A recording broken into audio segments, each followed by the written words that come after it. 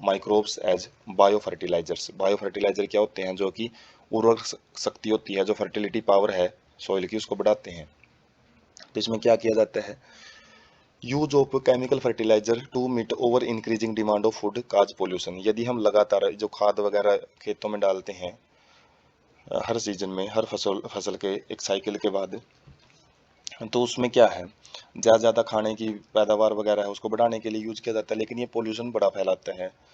Over use of chemical fertilizer, यदि हम ज़्यादा रासायनिक उर्वरकों का इस्तेमाल करते हैं तो उसकी वजह से रीजन टू स्विच, मतलब इनका ज़्यादा ओवर यूज करना ही एक मेन रीज़न है किसका? ऑर्गेनिक फार्मिंग का।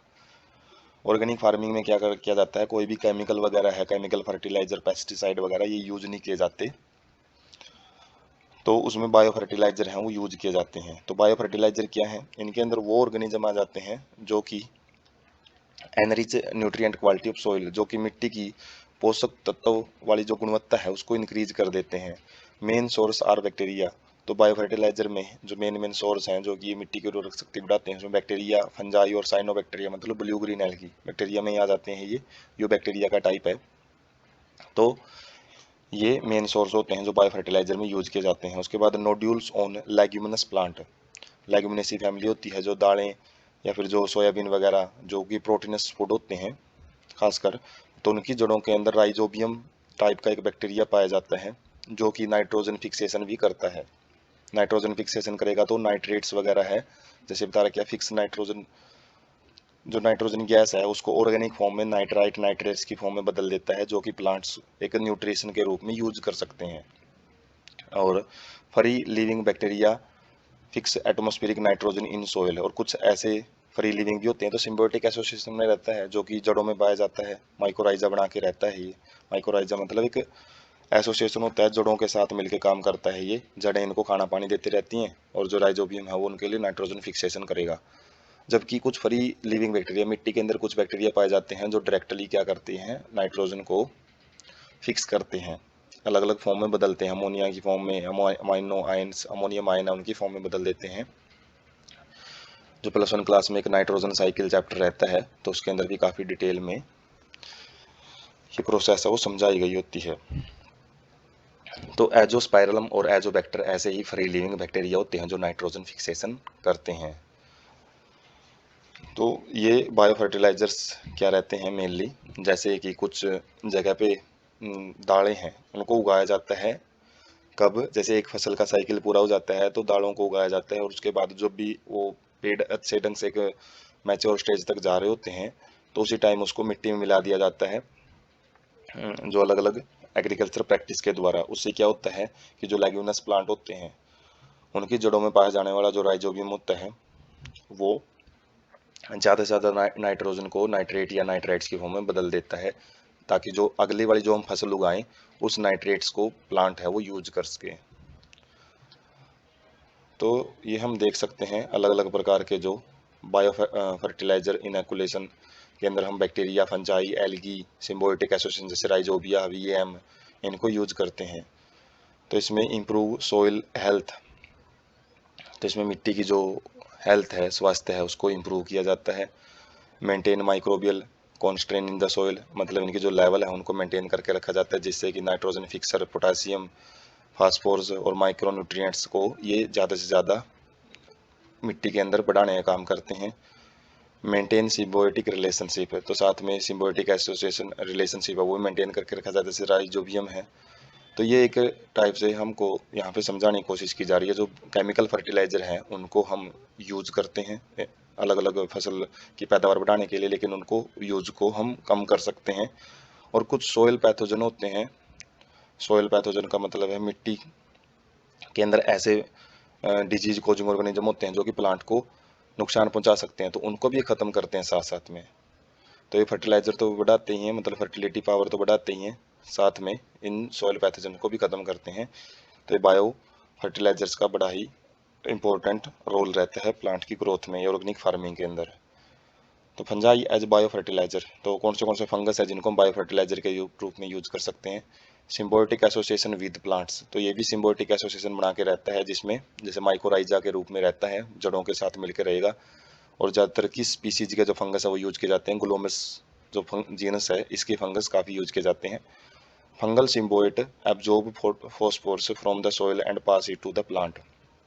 जो फंगल सिम्बायोट है, जो ये माइकोराइजा टाइप की जो सिम्बायोटिक कंडीशन है, एसोसिएशन है, वो क्या करता है, फॉस्फोरस को मिट्टी से एब्जॉर्ब करता है और वो प्लांट को देता रहता है। तो फॉस्फोरस की जो कमी है पौधे के अंदर वो पूरी करता रहता है ये।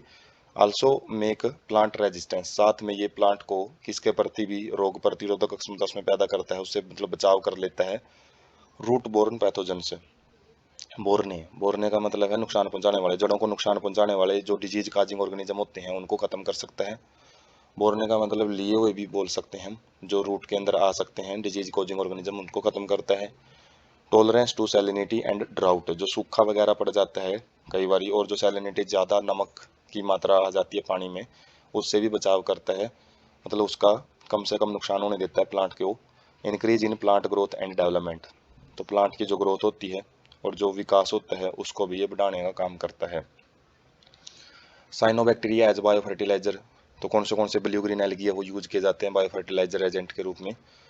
Autotrophic microbes distributed in aquatic and terrestrial environment, तो पानी के अंदर और जो स्थल के अंदर काफ़ी सारे ऐसे माइक्रोब्स पाए जाते हैं जो ऑटोट्रोपिक होते हैं, जो अपना खाना खुद तैयार कर सकते हैं। मैनी फिक्स एटमॉस्फेरिक नाइट्रोजन, और कई ऐसे होते हैं जो कि नाइट्रोजन फिक्सेशन है, नाइट्रोजन की जो गैसियस फॉर्म है उसको वैल्यूएबल फॉर्म में, उसको यूजेबल फॉर्म में बदलते हैं, क्योंकि प्लांट और डायरेक्ट नाइट्रोजन को यूज नहीं कर सकता, एटमॉस्फेरिक नाइट्रोजन को, तो उसको यूजेबल फॉर्म में बदला जाता है किसके द्वारा, एनाबीना है, नोस्टोक है, ओसिलेटोरिया है, ये अलग अलग स्पीसीज, अलग अलग जीनस हैं ये।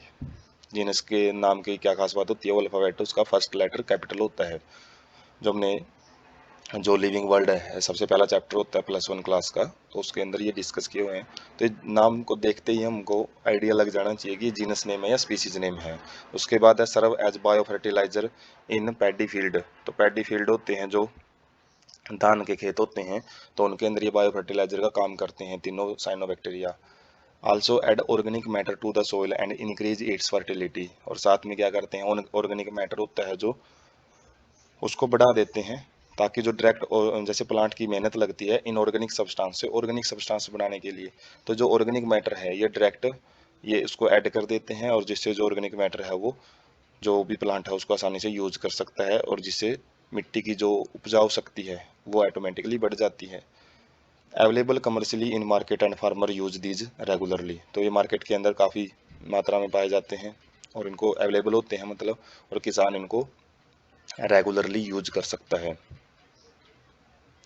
उसके बाद है यहाँ पे इनका एक प्रोसीजर बता रखे है, जैसे राइजोस्फीयर है, मतलब जहाँ पे राइजोबियम बैक्टीरिया पाए जाते हैं, माइकोराइजल एसोसिएशन जहाँ पे देखने को मिलता है, जिनके अंदर दोनों के अंदर पॉजिटिव पॉजिटिव टाइप का इंटरेक्शन पाया जाता है। दोनों का फायदा होता है, राइजोब्स क्या करता है, नाइट्रोजन फिक्सेशन, और प्लांट इसको खाना पानी देता रहता है।